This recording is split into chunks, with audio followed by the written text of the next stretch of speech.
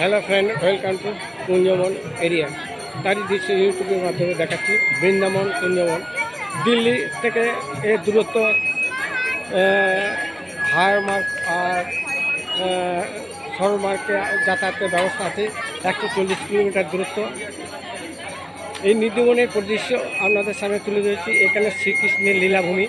এখানে শ্রীকৃষ্ণের লীলাভূমিটাকেই আপনাদের সামনে তুলে ধরেছি।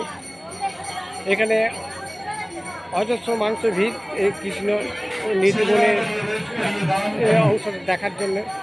আমার সামনে যেটা দেখছেন নিধিবনের এরিয়া, সেই নিধিবনের এরিয়া স্বয়ং ভগবান শ্রীকৃষ্ণ চৈতন্য প্রভু নিত্যানন্দ হরে কৃষ্ণ হরে রাম শ্রী রাধা গোবিন্দ মাখনচোর ননীচোর গোপাল, তিনি এখানে তার লীলাভূমিতেই লীলা করে গেছেন। তারই দৃশ্য আপনাদের সামনে ইউটিউবের মাধ্যমে তুলে ধরেছি। দেখে কেমন লাগবে জানি না, আমাদের অবশ্য স্নেহ ভালোবাসা একান্ত প্রয়োজন, তাই আমি এখানে ছোটো বড়ো দৃশ্য ইউটিউবের মাধ্যমে তুলে ধরছি। এই নিধিবনের দৃশ্য নিধিবন, এখানে স্বয়ং দেব বাবা মহাদেব, তিনিও এই নিধিবনের সঙ্গে যুক্ত ছিলেন, কেননা তিনি সেই নৃত্য পরিদর্শন করার জন্যে এসেছিলেন। নৃত্য পরিদর্শন করার জন্যে সামিল হয়েছিলেন। তার ছদ্মবেশ ধারণ করেছিলেন, নারী রূপ ধারণ করেছিলেন। সে নারী রূপ দ্বারা তিনি সারা জগতের কাছে প্রসিদ্ধ করে দিয়েছিলেন যে স্নেহ মায়া মমতা যে কী জিনিস, বন্ধন কী জিনিস, তিনি তার নৃত্যের মধ্যেই ফুটিয়ে তুলেছেন। কিন্তু পরে তিনি ধরা পড়েন তার প্রকৃত লীলায়।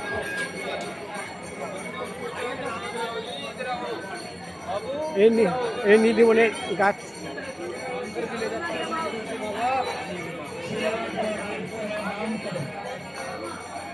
হরে কৃষ্ণ হরে রাম শ্রী রাধা গোবিন্দ হরে কৃষ্ণ হরে রাম শ্রী রাধা। নিধিবনের অংশটাই আপনাদের সামনে তুলে ধরেছি। এখানে 1600 গোপিনীর দ্বারা তিনি নৃত্য করেছিলেন। অজস্র এখনও শোনা যায় যে শুদ্ধ মন নিয়ে দেখলে স্বয়ং ভগবান শ্রীকৃষ্ণকে দেখা যায়, কিন্তু যার মন অশুদ্ধ যদি দেখার চেষ্টা করে, কিন্তু তার শরীরের অঙ্গ প্রত্যঙ্গে কিছু না কিছু জড়তা ভাব জেগে যাবে। কিন্তু শুদ্ধ মন নিয়ে যদি এই নিধিবনকে পরিদর্শন করেন, তার জয় অনিবার্য, সত্যের জয় অনিবার্য, অসত্য জয় কোনো দিনের জন্য হবে না। তাই সকল মানব জাতির কাছে আমার এই বার্তা আমি পৌঁছে দিচ্ছি।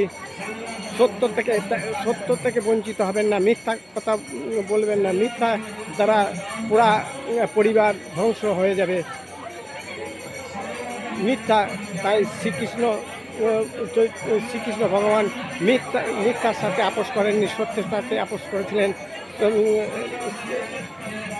মহাভারতের কাহিনী আপনারা অবশ্যই জানেন, আর বেশি কিছু বলবো না।